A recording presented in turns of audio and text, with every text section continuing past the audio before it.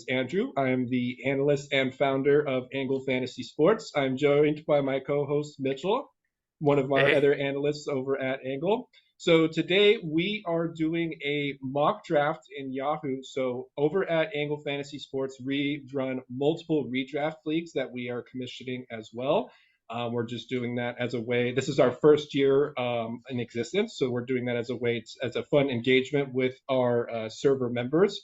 And so, in our inaugural Yahoo draft, which is taking place this Sunday, I have the fifth pick, and Mitch has the sixth pick. So we are going to do a mock today of our spots, and we are going to pretty much do this for as long as everybody else sticks around for, because sometimes these Yahoo mocks they don't stick around for too long. It gets a little too unrealistic at the end. But Mitch and I are going to stick around, and we are going to let you know about our favorite sleeper picks towards the end of the draft. So we're not just going to dip out early and not tell you, some secrets to look for at the end. Mitch, how you doing today, bud? doing pretty well. We're actually in a perfect position to snipe each other with Yeah. back-to-back picks. Um, Yeah. Andrew, you're number 5 and I am number 6. Um, so let me turn this back to you. Who Okay. are you? Give me 3 targets that you're looking at pick 5. So for starters, it's always going to be Shea. One of my just OKC in general, one of my favorite teams to watch, especially just with this new young core that they have. So that's going to be probably what the first direction that I look in. I would definitely look towards Jayson Tatum. I mean, if I get unbelievably lucky and somehow one of that top three of, someone of Embiid drops to me, obviously I would go there, but I doubt that happens. So I'm probably looking between Shea, Tatum, and then Halliburton and Curry are both good. I would almost lean towards Curry just because I have a history of doing very well whenever he is on my squad. But I definitely wouldn't rule out Halliburton. And so I know your options probably wouldn't be a ton drastically different than mine, but what do you think you're looking at for six?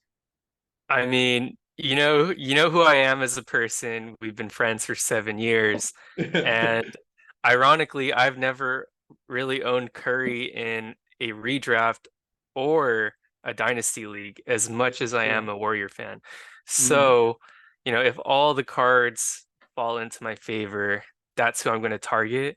However, if someone like Halliburton or Shea or Luca somehow falls onto my lap, that will be, you know, quite a dilemma because yeah. I mean, Curry is 35 and a half years old right now. And I mean, I know those young guys like Shea, Luca, and Halliburton aren't the most reliable either. I think these last couple of years they've both been averaging around that 60 game mark. So I mean, the only really reliable person at the 5 and 6 range is Tatum. And how does Yeah, that make you durability feel? wise, yeah, I would definitely agree with that. He's just for whatever reason, he just always seems to be around, and hopefully this, knock on wood, hopefully this doesn't jinx him. But yeah, he definitely is one that always seems to be healthy and available to play. He wasn't for me at the end of the last Dynasty season, but we don't need to talk about that. But yeah, Shea would probably be the most available of the guys that I'm looking at just throughout the season. Although I would, or Tatum, I mean, I would be inclined to hopefully believe that Shea's probably going to be sticking around for a good amount of this season because I feel like he was fairly durable last season, and Oh, Andrew, you're up. with I know with them with OKC now being a playoff team, I think he's gonna play every game that's available. I'm gonna go with Tatum here. I'm also curious to see the effects of the new rule change in the NBA of not resting your players. They want to get this new media deal and everything. So I am genuinely curious to see what the actual turnout of that is, or if teams just find ways to skate around it. Right. That's a good point. It's definitely a different factor to look forward to. Definitely that plays into our favor as fantasy basketball enthusiasts. And with that being said, I am going to take Halliburton at 6. Ooh, very nice. You had to Halliburton go with the youth, is huh? Yeah, and you're not gonna find someone with a cleaner stat set in the first round other than Nikola Jokic. And Hmm. I'd like to think Tyrese Haliburton is that guard variant. And it's very, very tough to lock down assists, definitely later on in the draft as well. That's for sure true. That's for sure true. The Pacers are definitely, thinking about where they were at a couple years ago, they did a really good job turning that around. They had a, I guess, playoff-ish team for a few years in a row, made a few trades, and then I don't know, they're probably not a playoff team yet, but I feel like they're going to be there within a few more years. Not that many, and I think they actually have done a good job of turning around of where that was, where it used to be at when Sabonis was there and stuff. Mm-hmm. Mm-hmm. Yeah, it really seemed like they were stuck in kind of that middle zone Yeah. as the 4 or 5 seed the past 3 years, but then now they have a real direction, revitalizing that team, taking in, prior lotto picks like Obi Toppin, Aaron Naismith, who have a Mm. chance to revitalize their career as well. And, they're going to get that shot to maybe be 12 team relevant, not as much Naismith, but Obi Toppin for sure until post All-Star break, where I expect Jarius Walker to kind of take over as a starter. Um, Mm. on this Yeah. turnaround, I am looking at LaMelo Ball here to pair with Halliburton just to kind of lock down those assists, threes, steals, and free throws. It What's the looks like farthest you've seen LaMelo fall? uh, I mean, probably in our fan tracks draft, I think he went at 16 He went or 16. so. But Mm-hmm. I honestly doubt when our real draft comes in 5 days, 4 days, that LaMelo will make it to 19. I don't think there's Yeah. a shot. I mean, but Wow, he given the made it to you. I'm circumstances, impressed. yeah, yeah, exactly. This would be a perfect opportunity to lock down assists, free throws, and threes.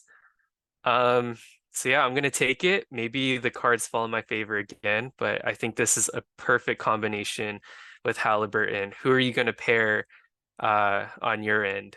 Even though Tatum is an amazing free throw shooter, I still think just because of how far he's fallen, I mean, didn't you get AD in the first round of one of the redrafts that we did? So seeing him here at 20, regardless of the stats that Tatum have, I have to do it. And this is also mimicking a former pairing that I used to have in Dynasty, which is all the more fun too. So I got an extremely durable player with the first pick. I'm feeling okay with taking AD as the next pick, and then am excited to see where I can go from here on this one. Right, that's a great combo, and similar to that LaMelo Ball pick, it's kind of hard to imagine AD dropping to 20. But at that same time, he complements really well because you know, Tatum's durability compensates for AD's injury proneness. And I Hmm. think it's a great strategy on your end. You have someone who has a better floor in the first round and someone who has some of the highest upside in the second round with AD. Absolutely, absolutely, and it's a combination too where I almost was leaning towards Donovan Mitchell at that point just to do like due to the free throws matching up with Tatum, but I caught myself because it's definitely not something you want to fall into obviously this early, which would be the second pick for me, as opposed to top or passing up somebody who has top 10, top 12 upside too. So, an example right there of catching yourself almost trying to fall into punt behavior too early. Hmm. And it is honestly best practice to create your punts, around your 5 to 6 pick. And Yeah. you really want to just take the best available, whoever slides that is going to have trade value down the line. Leverage that to your advantage. That's some advice that I would take. So who are you going to target here? Hmm. Man, I would look like too much of a homer wearing this hat and picking both LeBron and Anthony Davis. So I'll probably go in a different direction from there. Ooh, Miles Turner is here. What pick is this? 29? That's Cade. about the right range, I'd say. Ooh, Bam is here too. I'm gonna take Bam. Okay, I like that pick. Who do you got Um, next? I might surprise someone or quite a few people with this pick, but given the preseason, given that potential, the direction I'm looking at, I'm going to be punting field goals, but I still want to be flexible with blocks.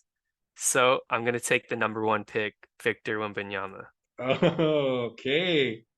Buying into the preseason hype. I mean, it all looks obviously really real. He's dunking on veterans from outside of the restricted area, but I think I've actually seen him go earlier. 30's not terrible. I think I've seen him go in the 20s. I'm pretty sure he did in the World Cup draft room that I was in. So, and I know in the redraft that we did, I think he was closer to the 40's too, but that was before the preseason, so that's kind of more so why that happened. But yeah, Right, definitely not right. surprised now that these games have been going on. He's probably going to move up about 10 spots basically from where he was going in the early October drafts.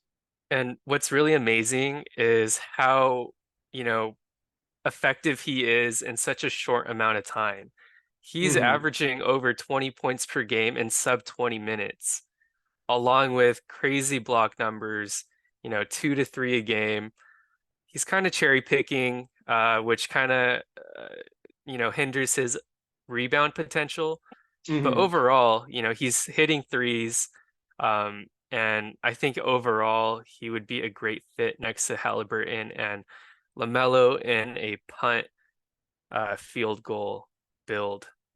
Yes, I definitely agree with that because he probably will. Well, so far he actually really hasn't had any kinds of field goal struggles, but I mean, the guy's been absolutely electric. If you watch him too, absolutely ridiculous the way that he gets to guard the pick and roll. I think he's just going to eventually become the best both two-sided like pick and roll player in the entire NBA from his ability to be the roller and his ability to defend it because he literally just basically stands backward in the hedge position and can play in both hedge and blitz at the same time just due to how large he is. He covers so much ground with his step that he covers screen and rolls like that like nobody else can. It's one of the most amazing things that I've seen somebody be able to do.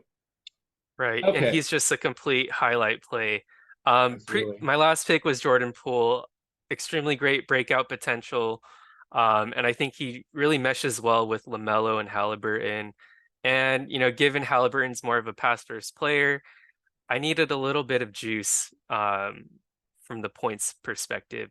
And I saw you Hmm. take Jaylen Brown. Can you expand on that?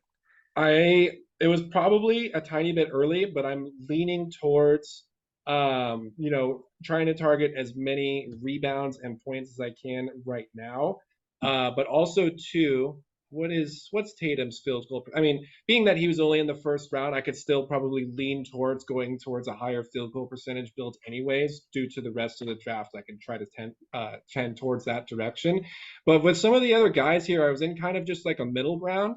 I could have probably reached downward for some blocks, but 40 felt just a tad early to be doing something like that.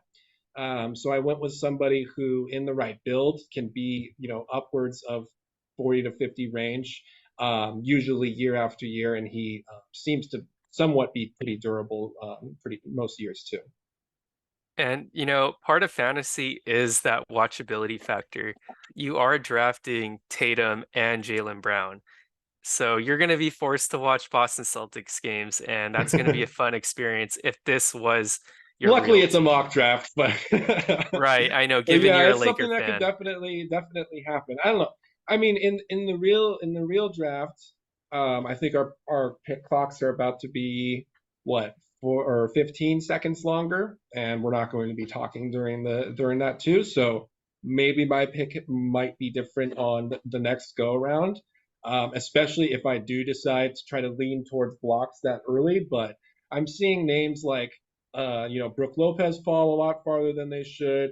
I feel like Onyeka Okongwu is actually going to turn into a much more reliable source of blocks this year. Um, and an auto draft. Actually, DeMar DeRozan, I'm okay with that. That's just another one, upping the field goal percentage, points, rebounds, assists. I'm actually okay with getting that one, especially too because I still can rescue free throws at this point too. Nice. Okay, I get that. Right now, I am debating on Julius Randle because he fits a punt field goal build. However, I am going to take Devin Vassell, and it looks like the direction I'm taking is uh, I'm going to be punting rebounds, um, and kind of just focusing on, the defensive stats that Devin Hmm. Vassell provides. I think defensive stats, especially steals, threes, and a punt field goal build is a lot easier to draft later on versus focusing on rebounds while messing up your free throw percentage down the line. So that was a big factor when making that decision. Hmm. Um, Definitely. in my next turnaround, I'm not entirely sure. I do think I still need to lock blocks somehow, but I am afraid I might be reaching with the next pick. With that being said, I think I need to lock down points, and I am looking at the Anfernee Simons, who I think will The be Inferno, I like that. I the haven't heard number that one one actually. option. Right. It was in I think Dame's goodbye message where he mentioned Anfernee as the Inferno. So, Oh, all right. I guess we can credit Dame with that then. yep, yep. Very I was cool. also thinking of Tyler Herro. He's looked really good in the preseason, He has. and he does lock in free throw along with adding a tad more assists than Anfernee, given the fact that Scoot is probably going to be the point guard and main ball handler for the Blazers. Hmm. Josh Giddey's still there. Paulo Cancero is still there. Cam Johnson. So looking at the direction I went in, Bam, AD, Tatum, DeRozan, Brown, all 20 point per game scores or above. So feeling pretty good about points there. Especially if we can try to grab some scores a little bit later on too. Lots of rebounds as well too. Some field goal percentage, obviously from Bam, AD, Jaylen Brown's pretty above average at least for his position. DeRozan's a great field goal shooter. Free throws might be tricky. I probably should punt that. I'm looking at Bam, AD, and Brown. I'm not sure how much that's going to offset both DeRozan and Tatum. Let's go ahead and see if my queue is here, and my queue is empty. Happens all the time. Yes, it does. Let's think here. Paolo Banchero or Tyler Herro? I'm gonna go with Tyler Herro. Let's do it. More Nice. points. We're going to add some more threes to the mix too. Obviously, Tatum makes plenty. DeRozan doesn't really make any. Davis and Bam don't make any. But more so the pick with Harrow is for points as well as some assists. And we are going to hopefully try to grab some more defense on the next one. Okay. Since you are before me, who are you targeting here for your defensive needs? Hmm. Oh, Markel. What pick is this going to be? 77. Markel Fultz probably is a good idea. Derek White could be a possibility too. Marcus Smart, if he's there, is probably a good idea too. I could lean into punt free throws with Piotr, but I do have a lot of rebounds already, so I'm not necessarily, um, jumping for another center at the moment, especially because I don't really have a lot of blocks and can probably do. Eh, I don't know. I guess the defense still kind of needs to form an identity a little bit. We're only six deep, so it could get a little bit more of a direction from the next pick here. Mm-hmm, mm-hmm. Yeah, those are all really good names. Mm, I, you know, this is where it kind of gets difficult, and this is where leagues definitely. are won, right? Like in these mid rounds, identifying players who crack into the top 20, top 25, and identifying, from silly season last year that they do have that per minute per game potential. Um, maybe last year it was kind of a different example, but actually, it was the same, I guess. Remember when Jaren Jackson was picked in the 90s because he had an injury to start the season, but he ended up only missing a month, and that played Absolutely. dividends. And this is at that range, so you really never know what kind of value that you can find in these like mid to late rounds. Mm, let's grab Fultz. Okay, I like Keep that. the field goal Fultz, percentage high. I mean, I easily could have gone with CP3 there. Um, but I don't have a ton of assists in the build. I could probably go towards punting assists as well too.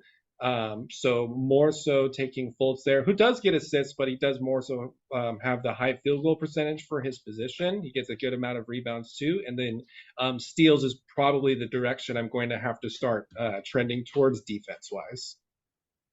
got it, got it. I like Fultz. He's a safe pick, and he still has a lot that he can give. He's Mm-hmm. young. There's some untapped potential still available. On my last pick, I took Mark Williams. You know, he's my Oh, boy. I have him in three of my six dynasty leagues. And he's just a reliable guy, man. Underrated free throw shooter. He won't really hinder me that way. And he's a giant, man, just like Wembanyama. He's over 7 feet tall. He's gonna get around 2 blocks a game. He's durable from what I've seen. He doesn't overexert himself playing. So yeah, um, I like I that. think, yeah, thank you, thank you. I was also thinking of Robert Williams. He's a decent free throw shooter on low volume, but I think maybe I could be semi-competitive in rebounds given that LaMelo is kind of a triple double threat. Wemby, you never know, and Mark Williams can give you, I'd say like 14, 10, and 2 blocks Mm-hmm. potentially. So Mm-hmm. that was kind of my reasoning there. Yeah, definitely. Especially, I think he could potentially even get more than 10 rebounds just based off of the way that that team looks and based off of how much of a rebounding machine that guy can be at times. So I'm interested to see really just how this season goes for him in regards to how the rotation looks with Steve Clifford at the helm. It's definitely going to be an interesting one. And so with this next pick coming around here, kind of stuck at a crossroads between more offense or going with defense again. I guess it depends on if Marcus Smart or Derek White fall down here. But from what I'm looking at with my team so far, I have a lot of dudes that get a bunch of playing time. Don't really have any like guys that are a specialist at one kind of category yet.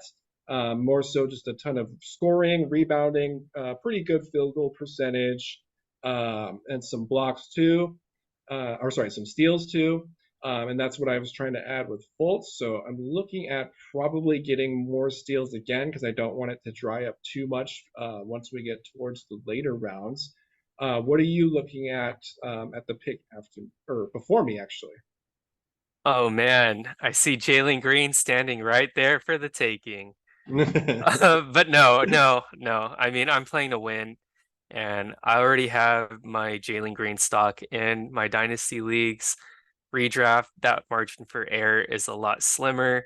He got taken anyways.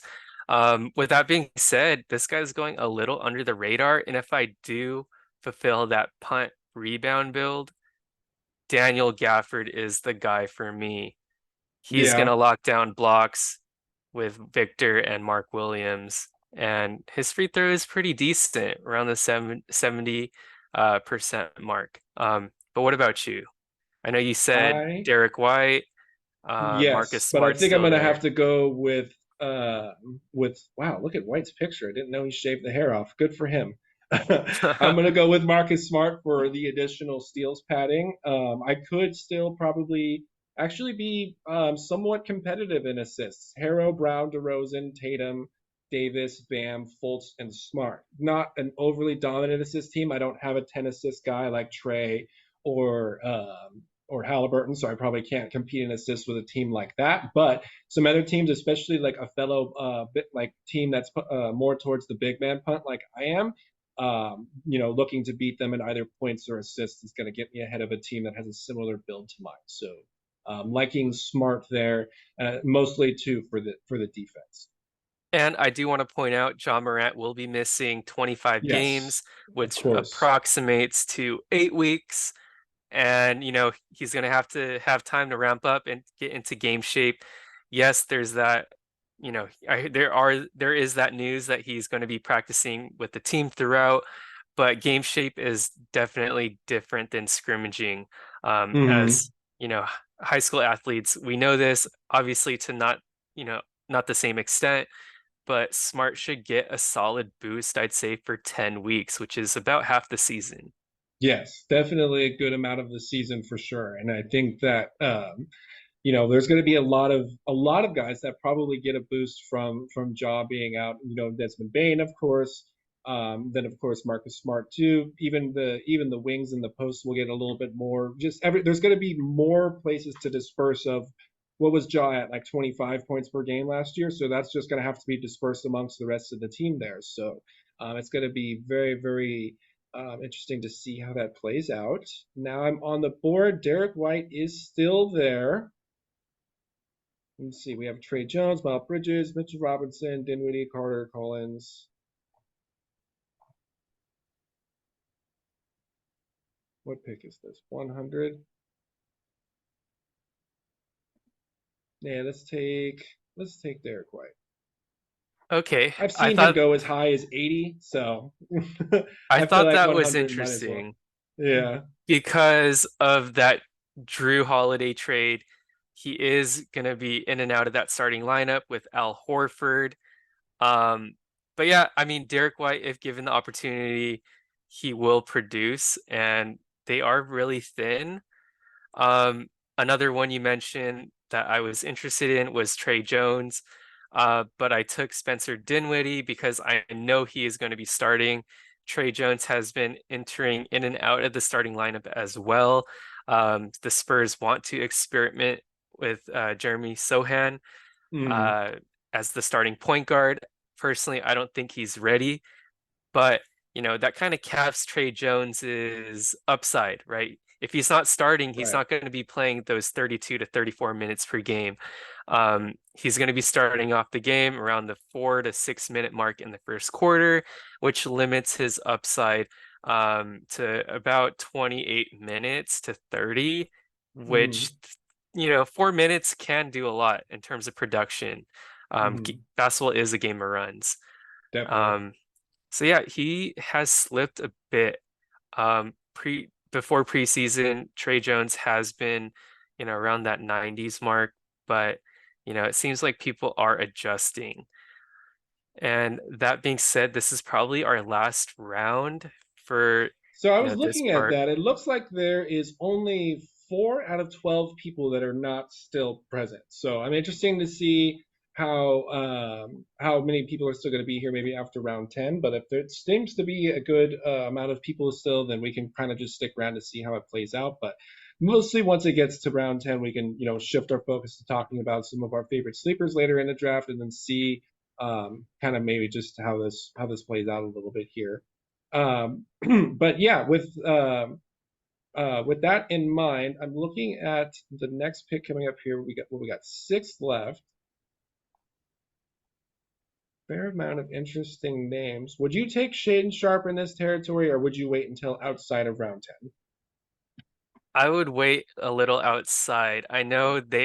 I feel like I am being very redundant with these last couple minutes, but he is going in and out of the starting lineup with Matisse Thybulle. Hmm. Um, and even if he does start, is that where we want him, right? Sharing shots with Jeremy Grant, who's known to shoot a lot. He's not going to handle the ball because that's going to be for Simons and Scoot. DeAndre Ayton is going to get touches. Hmm. But on the flip side, if he is on the bench, his minutes are capped. So no, I'm not looking at Shaden Sharp. Instead, I am going to be taking PJ Washington, given the chance that Miles Bridges may not be playing this season, and it's a risk that I'm going to take. All right.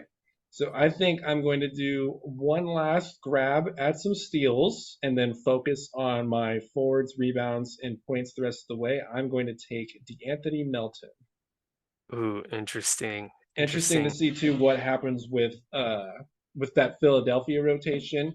And, as mostly them, and then obviously you need to keep an eye on the Clippers too. And so we'll talk about, I think, because like you were talking about with the redundancy of falling in and out of the rotation, that's kind of just going to be on the mind a lot once we're in this round 9, 10, 11 range. We're looking at a lot of six men and then people who are starters sometimes through the years. Maybe they're spot starters due to injuries, whatever it might be. So that's kind of what this territory is. Like your Jordan Clarksons, Mike Conley's a starter. Colin Sexton, not entirely for sure.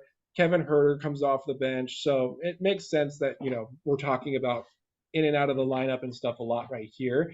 But also too, when we get towards the later rounds, is when you can potentially find sleepers that come out of trades that are going to be happening. So obviously keeping a close eye on the Sixers and the Clippers to see if anything actually does happen with James Harden.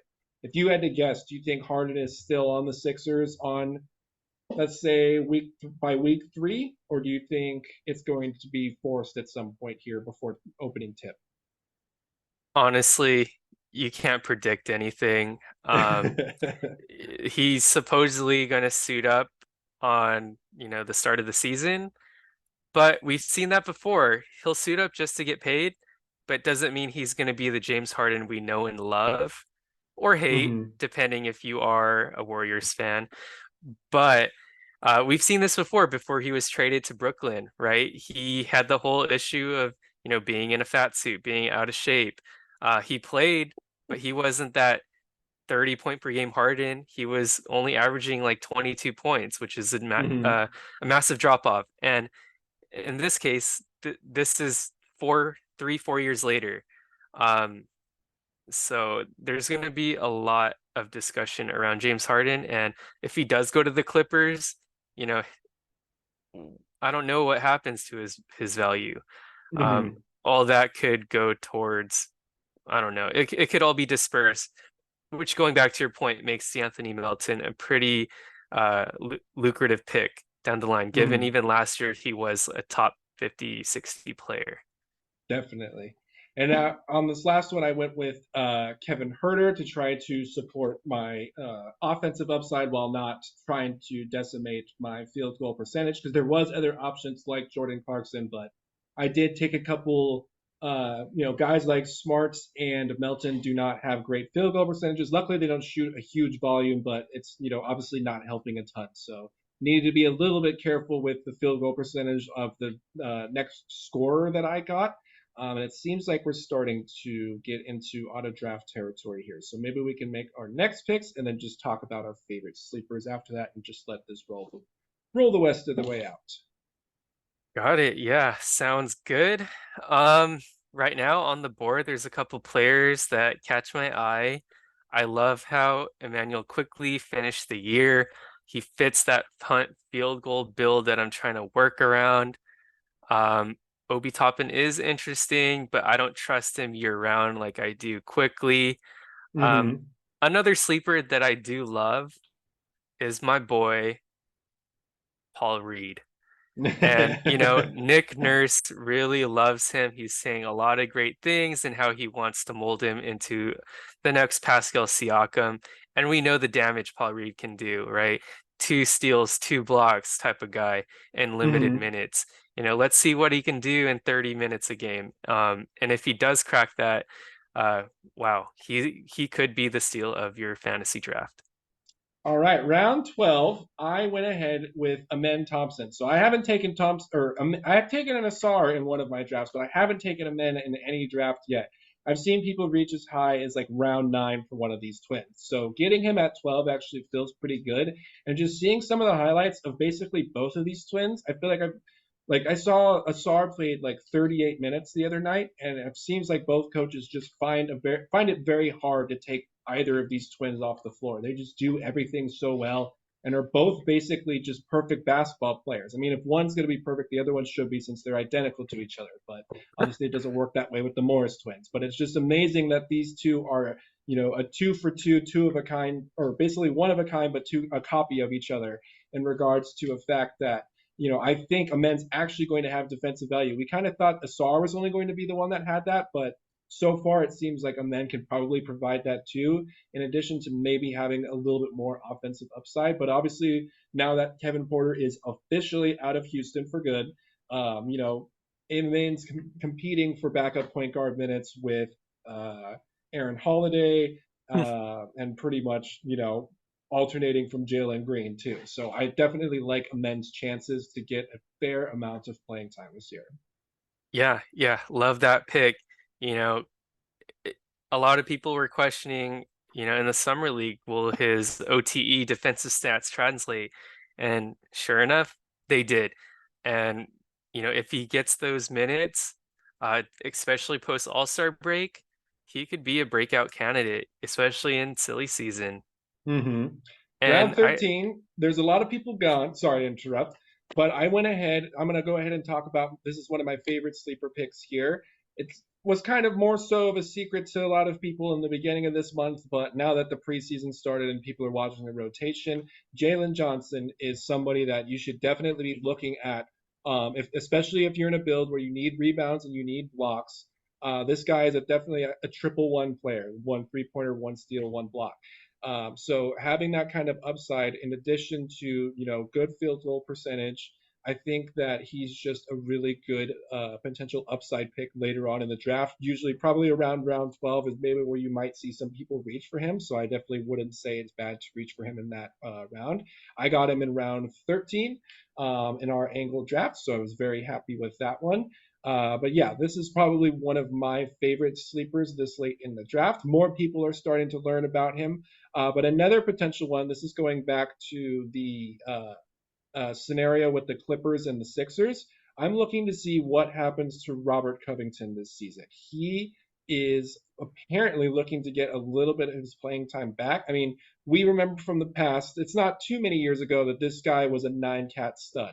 Pretty much contributed across the board or would fit almost any build that you can think of, especially because of his defense. So that's someone you can look at, in that round 12, 13, 14 range just to take a flyer on, especially if you think you do need defense. Robert Covington's a possibility. And I would also, this is with much less confidence, I would also potentially look at what Jonathan Isaac might do. And this, we're talking probably your absolute last pick with that one. hmm hmm And they used to call him Lord Rocco, you know, Yeah. the Lord of Stocks, man. Like Rocco was a stud. He was a consistent top 25 player. Jonathan Isaac was too 4 years ago. Similar type of player, low usage, but he just knows how to get those steals and blocks to really push up his value. With that being said, after this mock has been completed, are there any interesting names here that haven't come off the board? Let's see here. So Jalen Suggs is still there. Well, I'm only looking at Jalen's at the minute, but let's go up in here and look.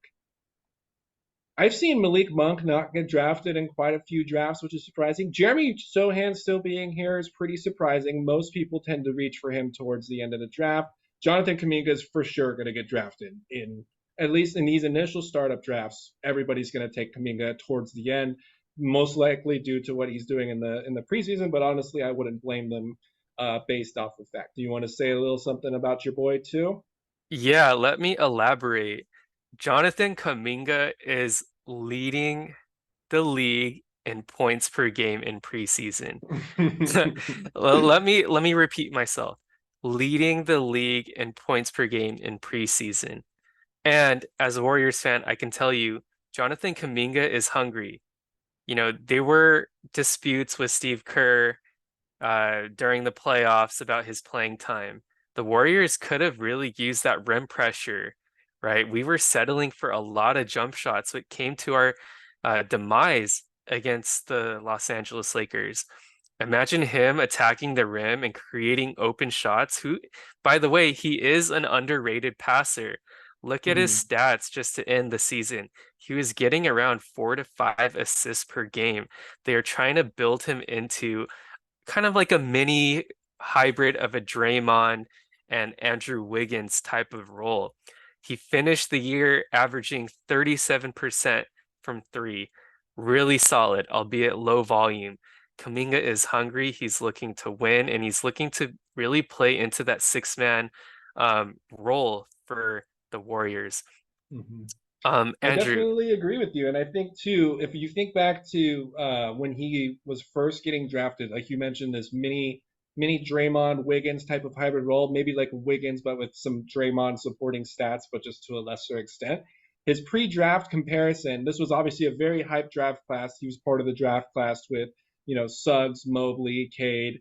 And his pre-draft comparison was Sean Marion, who at his time was one of the number one fantasy options in fantasy basketball during his absolute prime. So, not to say that he's going to be that level, but just to say that, he could potentially be tabbed to be somebody who contributes in basically almost in all nine categories, which is what made Sean Marion such a top option when he did play. So if he fits that mold to a lighter extent, then yes, he could be this season, potentially a top 100 option if everything hits for him at once. Obviously, a lot needs to go right for that to happen, but I definitely wouldn't rule it out. Or if I look at the end of the year and I see he finished, 95th, 89th, or something like that, I wouldn't probably be shocked by that.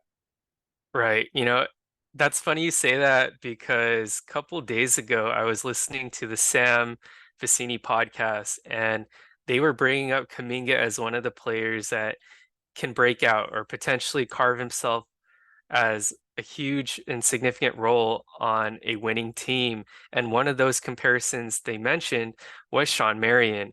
Another one that I've heard was Jaylen Brown, Mm, another jumbo wing type of player who, can be kind of careless with the ball, which kind of caps Kuminga's upside as well. But Jaylen Brown, man, he's aggressive. He's looking to score. And Kuminga is that same type of player, someone with a high motor and a willingness to really put a lot of pressure on the rim. hmm Andrew, I see Cole Anthony is here. What do you have any thoughts about him as a potential, standard 12 league player?